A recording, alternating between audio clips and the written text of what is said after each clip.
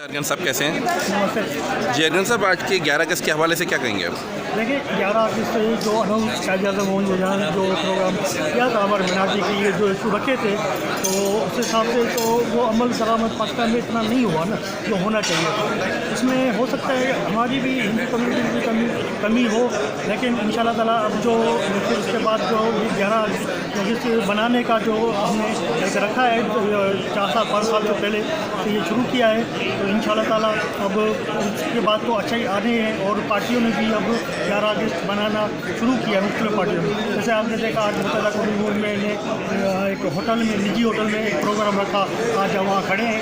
اور یہ مطلب انیشیٹ ہے. میں تو یہ کہوں گا یہ متحدہ قومی موومنٹ ہی ہے جو لیتی ہے انویٹیشن ہندو کی عقیدت کے حساب سے، سب کے حساب سے وہی جو ہے پہل جو متحدہ قومی موومنٹ نے آج کی ہے. اور ان شاء اللہ تعالیٰ ساتھ سب کو لے کے چلیں گے اور سب ساتھ ہی جائیں گے.